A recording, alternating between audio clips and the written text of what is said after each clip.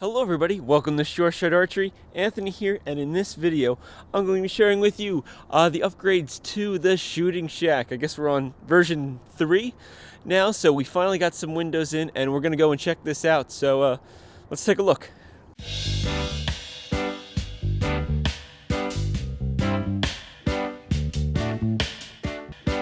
All right, from the outside here, some major visual and, well, functional improvements from the front. For the old one, we just had a single window that was basically a board that just flapped up. Now we have two nice windows. We removed the plexiglass ones from here, and we actually added them back at the top. The windows were free, so that was pretty convenient. A neighbor of mine happened to be remodeling their house, so it worked out really nicely. So I really appreciate their contribution to archery. With that, as we get in here, I'll show you how uniquely these windows open if you haven't noticed already. First off, though, we are going to walk around the side because we have some more to show off there.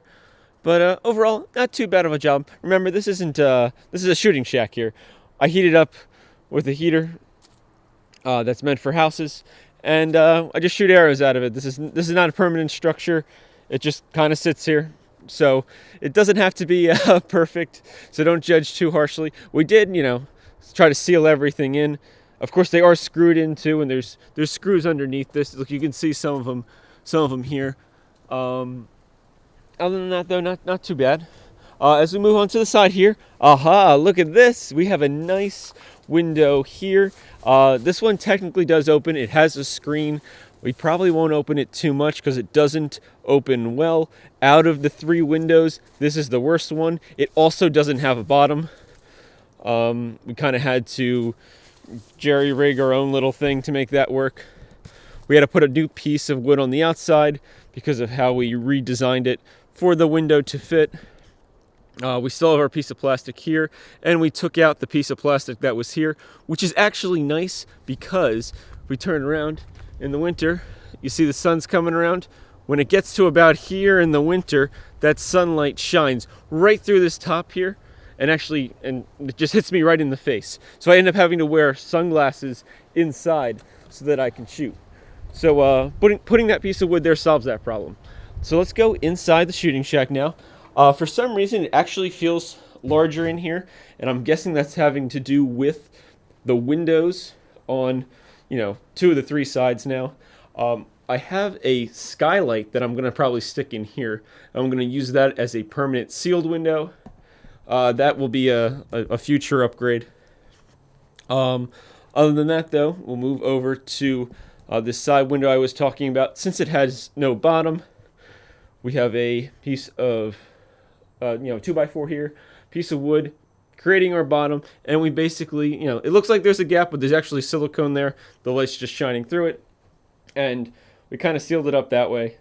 Not the best, but not to worry too much. It's actually quite toasty in here with this heater that's rated for houses. It's got an air sensor in it, so that way you don't have to worry about running out of oxygen, even though it's not very airtight. But it's not too bad because we do have some insulation and stuff. Now, moving on to the front window.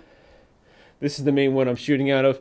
Right now I have it set up because I'm going to shoot the Indoor World Series from World Archery. They're letting you shoot it at home. I can still use my flaps here to cut down on how much air comes through because, it's cutting like a good 2 feet or so off the width of this window, and I still have the height, so if I want to go shoot 70, my arrow flies probably about here, so I have plenty of space to shoot 70 meters. And technically this window's placement is the same exact placement as the old flap that we had. Yeah, it was wild. This beam actually never changed. This is the same beam, and that is the same cross beam here. All that was unchanged, and the windows just kind of fit in perfectly. It was kind of wild. Now for opening them, though, this is actually quite entertaining. All right, so there's not really an easy way to do this, but to get this to function correctly, we had to put the window in upside down. The locks are here instead of the locks being up on top, because otherwise we would have to raise the roof of the shooting shack, and that would be a giant pain in the butt. So instead, I just hold the window with one hand and let it slide down. And ta-da, now the window's open. It is pretty heavy because it is, I think it's double paned glass. It's actually a really nice window for free. So I really do appreciate my neighbors. A little bit of a pain to close, but you know what? It could work out. And it works great, honestly.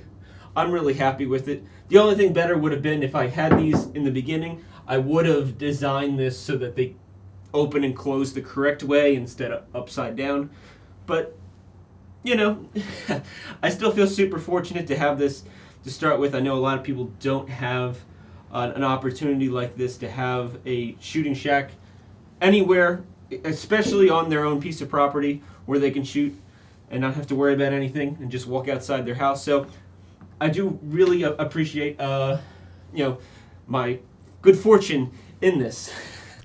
Okay, so that wraps up this video and this tour of the upgraded shooting shack. Hope you like it. I'm enjoying it. Let me know if you got any questions or anything about it. Happy to give advice for people that want to build their own at your own house, or maybe you have a range and they want to build one. Let me know, and I'll try to give you any kind of feedback and advice and things that I've learned from building this. Other than that, thank you so much for watching. Please like and subscribe, and as always, happy shooting.